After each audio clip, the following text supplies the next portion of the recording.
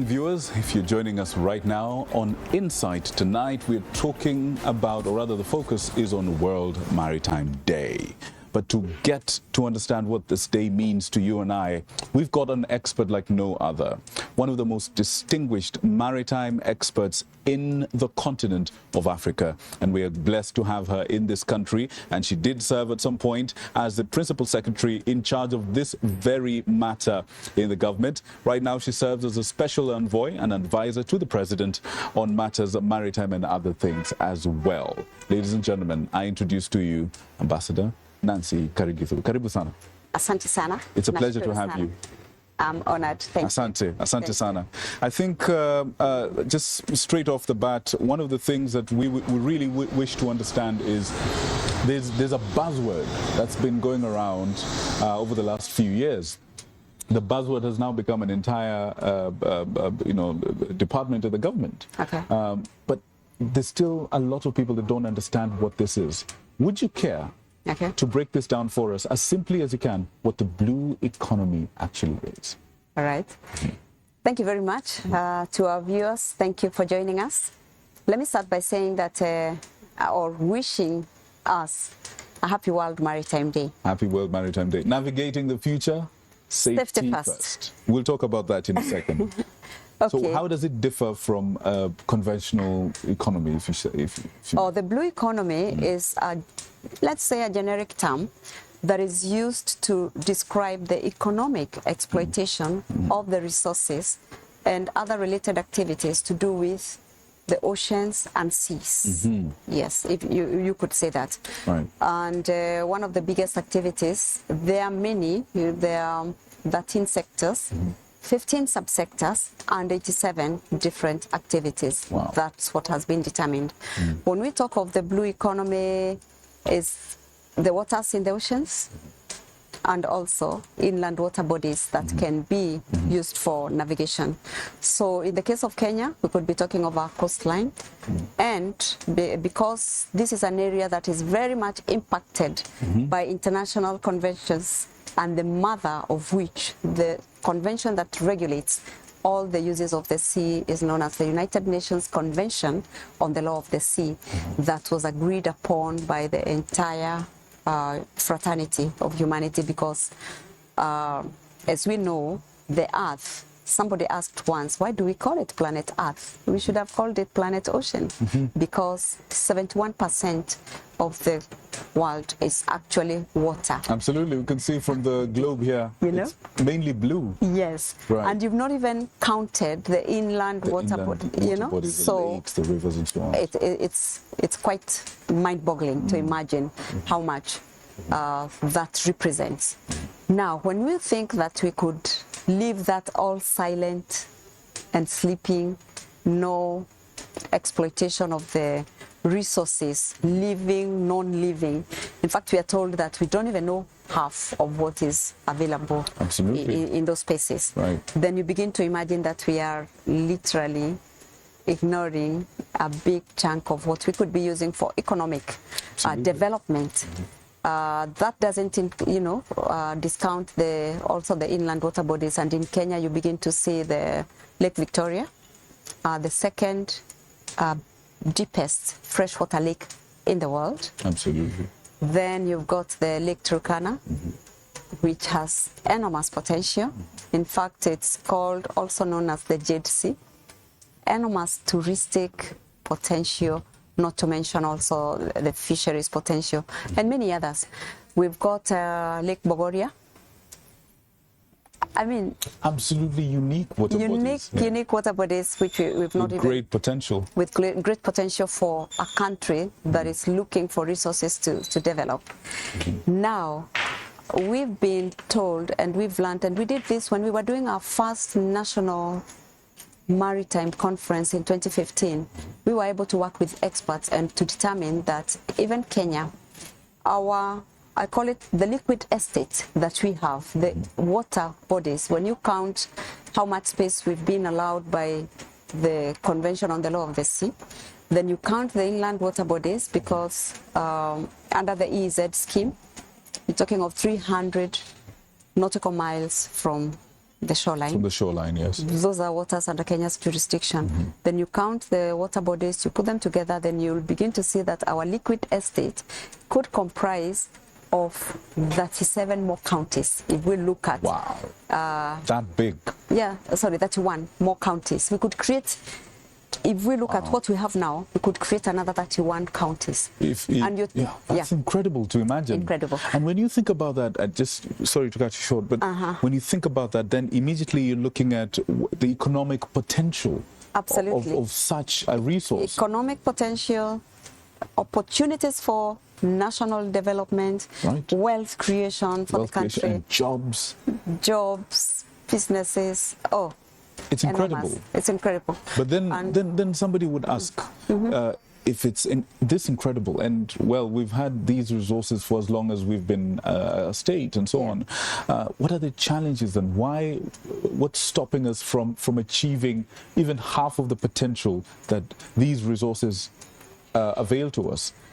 Let me start by saying that since independence, or since, if I may say, time immemorial, we have been people who relied so much on land. We concentrated our economic... The so-called real estate.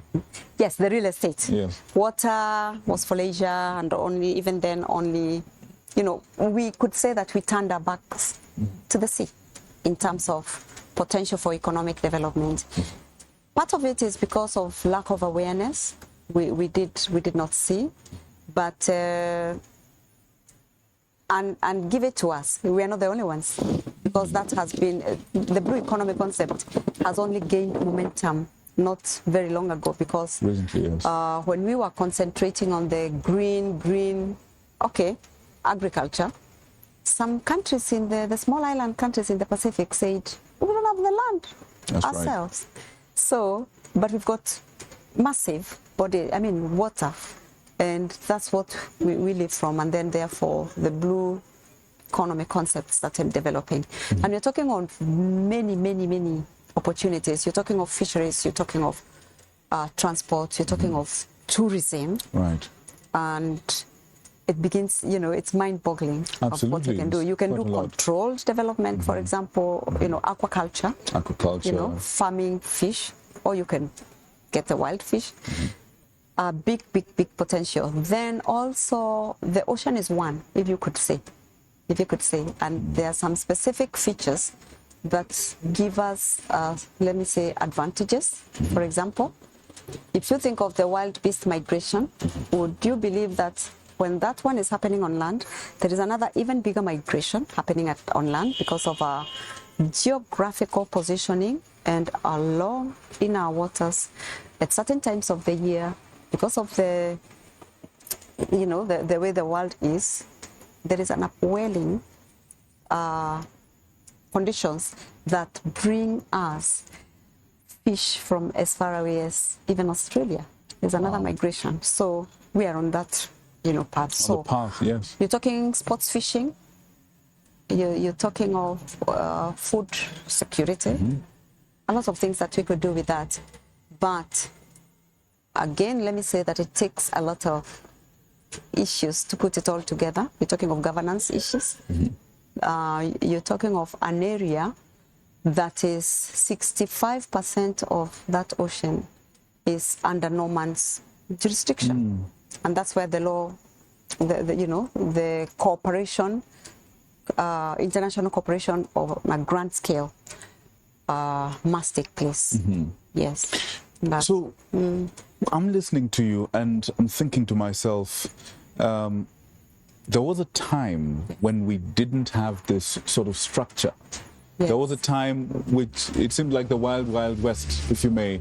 There was a time when we were not as intentional about creating a structure and in how we're going to actually exploit the resources that we have. Yeah. And even now there's a conversation around exploiting them sustainably.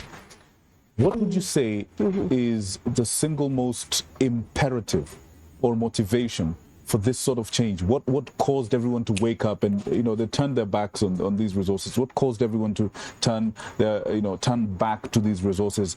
And where would you say we are right now as a country? I think you could say that the realization came up on us gradually, particularly as a country, as a region, because there's only so much that you can get from the land, and it doesn't make sense to keep such an idle resource for long.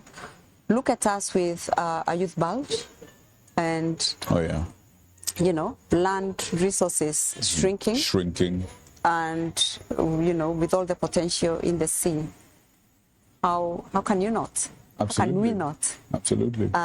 Take advantage of that? And then with the push, or rather the global community now coming up with structures and the realization that yes, this is, by the way, it's been called the last unexplored frontier, because this is where we haven't done much, not just Kenya, but globally. There's a lot we don't know. But then also comes the realization that sustainability is a major issue, climate change issues. Shipping is the single the biggest economic activity that takes place, you know, in the waters, in the oceans. And with the realization of the impact of industrialization and particularly greenhouse gas emissions into the atmosphere and the impact it's having. When initially, let me say that, and the reason we have World Maritime Day is because the UN set aside today, the third Thursday of the third week of every September, for the world to stop and you know, listen and begin to understand, to raise awareness of how much shipping, how important shipping is to all of us as a global community, and how much maritime transport sits at the heart of economic development and every nation's journey into, you know, wealth creation and future. Now, just actually on that point, I think most people will felt the pinch when the ship got stuck in the canal during COVID. Yes. That's when people actually started to realize the importance of shipping. Yes, and that indeed. ship had a lot of cargo that was meant for businesses and so on. So when the stock was not there, people started questioning. And it's all about this ship getting stuck. And also how it interconnected we are as a global community. Precisely. So now I'm saying, like I was saying, the realization of how much shipping means to us is the reason why, and the ignorance of most people is the reason this day was created. Right. So that countries then take an opportunity to focus and educate. Even create awareness. Yeah, create awareness, educate their populace on what it's doing, because literally, look at us now. Everything around us has been touched by shipping. Yet how many people think about it? We know about aviation and airports. Every little boy and their brother, when they're young, they see the planes and they want to be pilots. Yes. But shipping does so much more, and yet we do not realize. So when the Paris Agreement was being created and with a focus on climate change and the actions that countries, or rather we need to take for sustainability, would you believe shipping, because it works in the background, was not touched? Wow. But incrementally or increasingly, of course, the shipping industry has come under focus, because it also plays a role, a big role in terms of contributing to climate change, and therefore the decarbonization of the shipping, the industry of the maritime industry has come under focus. So sustainability, sustainable exploitation then becomes very, very critical. Absolutely. And therefore very important for us. Yeah. Indeed. And that's why the theme speaks to us: navigating into the future, safety first. Safety first. So with all the changes in terms of technology that we have to put in, we're talking clean fuels, different fuels, because now it's the green fuels coming in. We don't know them, but yet we have to put safety first. We're talking of technological changes, digitalization, a lot of information what's the impact of on security and cyber security particularly.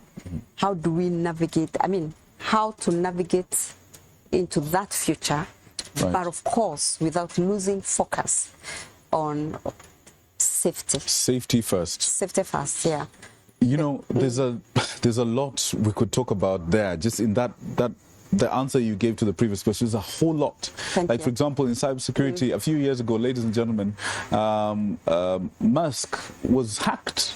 You know, one of the biggest shipping companies in the entire universe was hacked, and thousands of ships were adrift. They didn't know how to track all this and all that. Cybersecurity is clearly an issue, but I regretfully, I want to bring us back, bring us back home.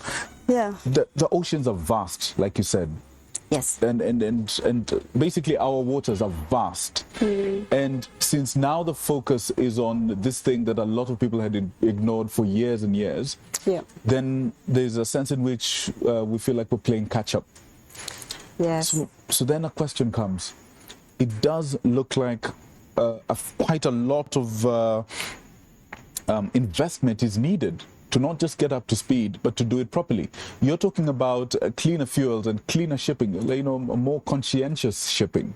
Yeah. When a lot of countries are still transitioning from just wind-driven shipping, you know, with the doors and everything and the limitations that come with that, to actually motorized shipping with the marine engines and so on. And now we're talking about hydrogen fuels, we're talking about nuclear, we're talking about all these things. Could you talk to us a little bit about the sort of investment that is needed to reap the benefits from this resource, and what, in your opinion and in your experience, you've seen the Kenyan government do to be able to attract this investment? Okay, let me start by saying that first of all, we look at the changes that are needed. We need to acknowledge that the change that is needed is not on one country. We have to all move together. The world has to move together, right? Because climate has no boundaries, and you cannot have one part of the world that is ready, but the other part is not ready. For example, we have to put the structures, all of us together. For example, the current fleet is on different technology, fossil fuel, but now we need to change either by way of retrofitting, right? Building new ones, using more, for example, making the ports ready, for example, because it won't help to have a ship that is modern, using modern, modern propulsion systems and propulsion fuels, systems, and the infrastructure is... And then comes to a port that doesn't have the corresponding infrastructure to either serve it. For example, if it is shore power ready, because that's one of the solutions that has been identified, instead of the ships coming and burning fossil fuel or fuel while they are idling or while they're doing operations, because ships engines must always be on, then they're connected to a shore power. Right. Kind of like how airplanes are connected to a power source inside the airport. So the same thing, you know, you can't have ships that are ready, but then when they come here, they're not. Right. You're talking of fuels, you're talking of production, transportation, storage, supply. You can't have... It's a whole value chain there. It's a whole value chain that has to be there. You're talking of a whole lot of research, for example, because it's a whole new area. And personnel. Exactly, that's what I was coming to.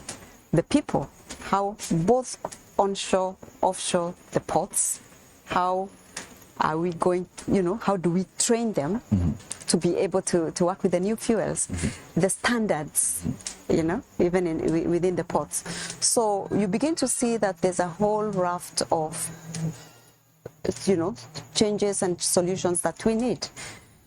Now, IMO, as the global setting body, is very busy trying to, you know, bring everybody together, and we agree how we are going to do it. First of all, last July, the IMO sitting in the Marine Environmental Protection Committee came up with a standard, the strategy. By 2050, net zero and stages in between, what we all have to prepare. But then you begin to see that, yes, we need to do a lot.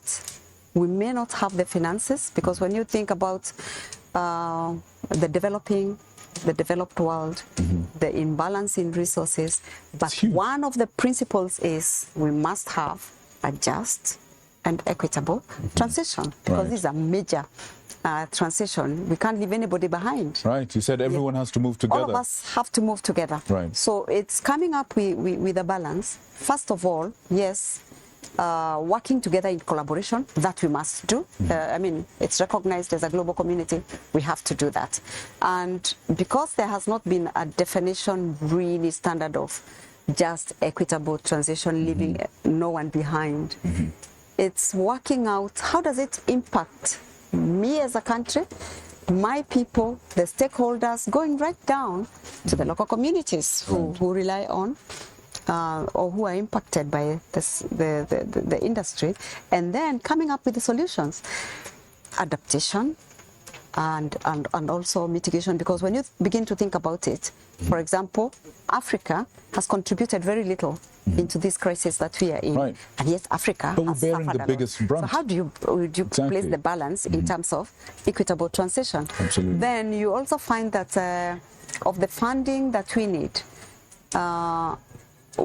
we also get into a disadvantage, because we are the ones who are caught in these international financing institutions, balance, I mean, not balance, but terms that really impact on how to access the finance. Right. When you think about return on investment, you know, when you think about that, you know, some of the terms that are placed on us, risk, high risk, currency risk, and all that, which begin to impact on the access. It impacts on the access to finance. Access to finance. It looks like we're trying to do this with our hands tied. Then also, not really, then also, we've got, we also have to look at the technology. Do we have the technology? Can we do, you know, the technology transfer? That's where collaboration comes. Who has the technology that we can do? Because you have to get the, I mean, if it's the fuel produced here, but so you begin to see the need for incubation of joint incubation of projects, so that we can have real changes where it's supposed to be needed. Then you begin also to look at the resources. If you think about Africa, we've got resources galore that will be, or that are ripe for the contribution into solving this, you know, some of these issues. When you think of the solar power, green power, when you think of the hydro, the wind energy, and a lot of things that we could do. Like geothermal. The geothermal, and as well as the circular economy, you know, the opportunities that are there. Carbon sinks, you know, when you think of the mangrove, for example, that have been said to be bigger carbon sinks than the rainforests, right here. So you begin to see the plethora of solutions that we can provide, even here as a country, that can begin to build, you know, or to contribute into the sector. So it's having a lot of conversations, awareness, educating each other, seizing the moments, and working together to come up with those solutions for the benefit. I love that, and I'm sure the people at home are wondering, okay, so here's a question for you. Okay. We've talked about where we've come from. We've talked about where we are. Yeah. Would you care to paint for us a picture of the future, where we're going, where we should go? Would you talk to us and to the Kenyans who are watching exactly what sort of opportunities exist for the common Wananchi to plug in, for communities to plug in, for institutions to plug into this revolution that's happening, this change, this focus, this you know, effort? Yeah. Talk to us about that, please. Okay, let me say that there are so many opportunities in terms of, you could say that there is something for everyone. For example, the jobs for the youth, training, in order to work in that space. Mm-hmm. And Today that's why I'm launched, yeah, that's why I wanted to touch on that. That's why please. it's such a special day, and I'm glad that it's happening on World Maritime Day. Exactly. Having the MKU open the facility in an area that has not had such capacity. Let me congratulate the university for seeing that, you know, gap and coming to fill it, because it's important that we build the capacity, particularly of the young people. All right. Where now, we are going. I'm so sorry. I want them to get it fresh and ready. Would you give me a moment? Let's go for a short break. Good people, bring out your notebooks and your pens. Some wisdom is coming, some insight is coming on exactly what you can do to actually be part of this journey that has a lot in store for all of you. We'll be right back after this short message. Please don't go away. So sorry. No problem. They asked me to do that.